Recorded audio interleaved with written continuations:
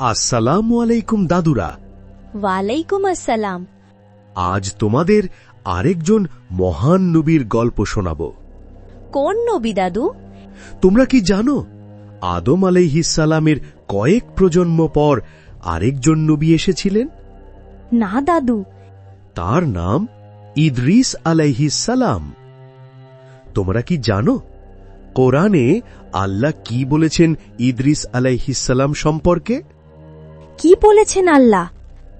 আর কিতাবে ইদ্রিসের কথা স্মরণ করো, নিশ্চয়ই তিনি ছিলেন সত্যনিষ্ঠ নবী, আর আমি তাকে মর্যাদাপূর্ণ স্থানে উন্নীত করেছি।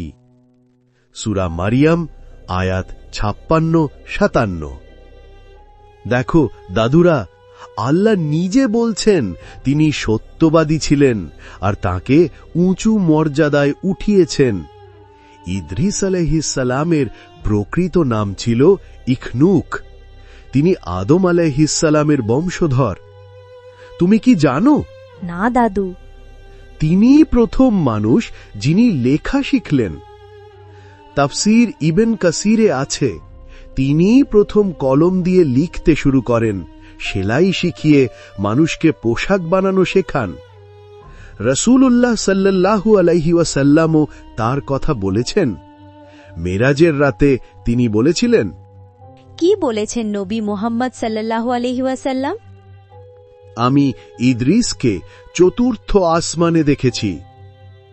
সহিহ মুসলিম হাদিস 164। দেখলে দাদুরা, তিনি কত নেক বান্দা ছিলেন যে আল্লাহ তাকে আসমানে উন্নীত করেছেন। জি দাদু। ইদ্রিস আলাইহিস সালাম মানুষের কাছে বলতেন, সৎ কাজ করো, তওবা করো, হালাল উপার্জন করো আর জ্ঞান অর্জন করো। তোমরা কি জানো দাদুরা, আজ আমরা যে পড়তে লিখতে পারি, বই ছাপতে পারি, এর শুরু সেই সময়ই হয়েছিল। সভ্যতার এই অগ্রগতি নবী ইদ্রিস আলাইহিস সালামের হাত ধরেই শুরু হয়েছিল। তাহলে আমাদের শিক্ষা কি? সৎ জীবন যাপন আর জ্ঞান একসাথে থাকা জরুরি। হালাল রুজির পথে থাকতে হবে, অহংকার ছেড়ে বিনয়ী হতে হবে। আজকের দিনে আমরা দেখি লেখা, পড়াশোনা আর পোশাক মানুষকে উন্নত করে। নবী ইদ্রিস আলাইহিস সালাম এই দুটোই শিখিয়েছিলেন, আধ্যাত্মিক জ্ঞান আর পার্থিব জ্ঞান। তুমি যদি ভালো থাকতে চাও দাদুরা, তাহলে এই নবীর মতো সত্যবাদী হবে, তওবা করবে আর জ্ঞান অর্জন করবে।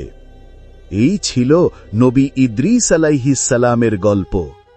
তোমরা শিখলে তো? আল্লাহর নবীদের জীবন আমাদের জন্য শিক্ষা।